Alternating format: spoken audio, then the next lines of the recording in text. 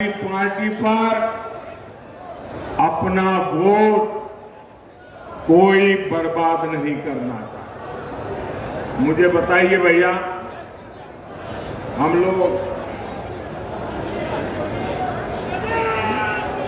हमारे उत्तर प्रदेश के लोग राजनीति को समझने में बड़े माहिर हैं।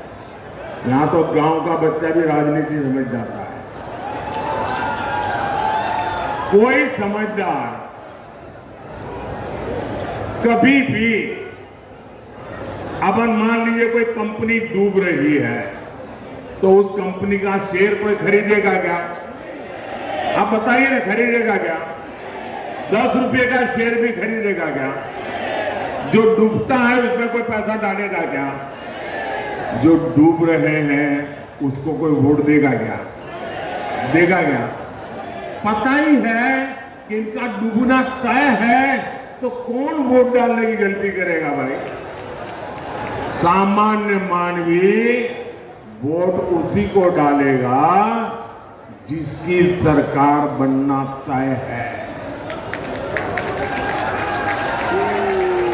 आप बताइए, आप मिर्जापुर में चौराहे पर जाके खड़े रहिए, किसी भी 100 लोगों को पूछिए कि मैं बताओ भाई किसकी सरकार बनेगी, 90 लोग क्या बोलेंगे? बताइए क्या बोलेंगे?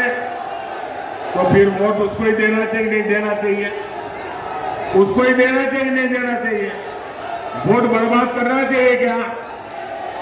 भाई और बहनों, इंडी गठबंधन वालों को देश अच्छी तरह जान गया है। ये लोग गौर सांप्रदायिक हैं, ये लोग गौर जातिवादी हैं, ये लोग गौर परिवारवादी हैं। जब भी इनकी सरकार बनती है तो इसके आधार पर ही फैसला लेते हैं।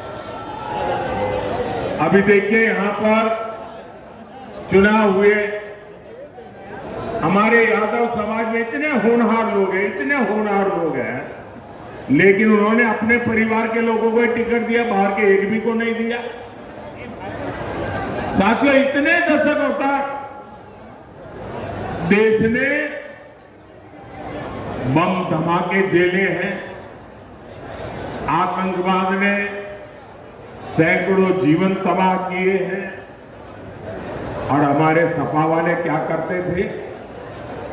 कानून व्यवस्था और समाजवादी पार्टी का 36 का आंकड़ा है। जो आतंकी पकड़े जाते थे उनको भी ये सपा वाले छोड़ देते थे। जो पुलिस अफसर इसमें आनाकानी करता था, सपा सरकार पुलिस वाले को सस्पेंड कर देती थी कि तुमने आतंकवादी को पकड़ा क्यों, घर जाओ। साथियों, मिर्जापुर को तो इन्होंने बदनाम करके रखा था। इन्होंने पूरे यूपी को, पूर्वांचल को माफिया का सुरक्षित ठिकाना बना दिया था। जीवन हो या जमीन, कब छीन जाए कोई नहीं जानता था। और सपा सरकार में माफिया को भी वोट बैंक के हिसाब से देखा जाता था। अब ऐसा नहीं है। अब हां, हमारे योगी जी और उनकी पूरी सरकार मेरा जो स्वच्छता अभियान है उसको बड़ी बहादुरी से आगे बढ़ा रहे हैं। यहाँ पर यहां बराबर सफाई चली है। सपा सरकार में पहले जनता थर-थर कांपती थी, अब भाजपा सरकार में माफिया थर-थर कांप रहा है। भाई और बहनों, अपने वोट बैंक को खुश करने के लिए इंडी गठबंधन वाले, समाजवादी पार्टी वाले कोई भी हद पार कर सकते हैं। अब तो इनके निशाने पर हमारे देश का पवित्र संविधान भी अब इनके निशाने पर है।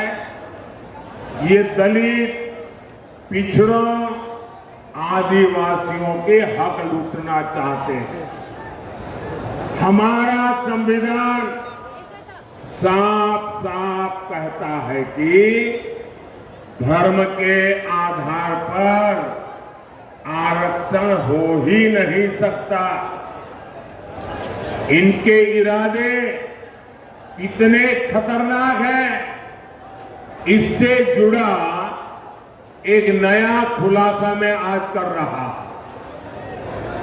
2012 में उत्तर प्रदेश विधानसभा चुनाव के समय जनवरी महीने में सपा ने अपना घोषणा पत्र जारी किया था। 2012 तब सपा ने अपने घोषणा पत्र में कहा था, जैसे दलितों को, पिछड़ों को आरक्षण मिला है, वैसे ही मुसलमानों को आरक्षण दिया जाएगा। ये सपा ने 2012 के घोषणा पत्र में कहा। सपा ने डंके की चोट पर कहा था कि वो इसके लिए संविधान तक बदल देगी। इसके बाद आप नीचे रखो भैया, पीछे परेशान हो रहे हैं। पहले आप अपने बेटे को कंधे में बिठाए रखा, लोग परेशान हुए। अब आप दूसरे का चित्र उठा के ले आए, फिर लोगों को परेशान कर रहे हैं। इसके बाद 2014 के लोकसभा चुनाव में सपा ने फिर अपना घोषणा पत्र जारी किया। इसमें फिर सपा ने मुसलमानों को आरक्षण देने का ऐलान किया। देखिए इनकी आदत। और इतना ही नहीं, सपा ने घोषणा की थी कि पुलिस और पीएससी में भी 15% आरक्षण मुसलमानों को दिया जाएगा।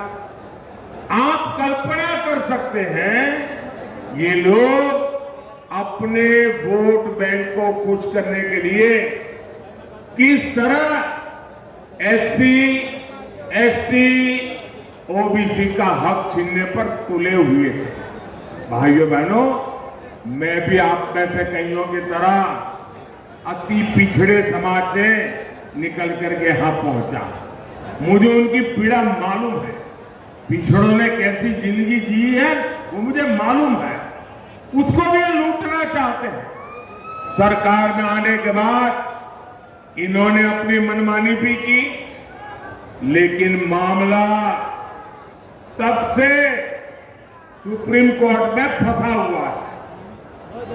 बावजूद इसके ये पिछले दरवाजे से ओबीसी का हक, अति पिछड़ों का हक मुसलमान को देते रहे हैं।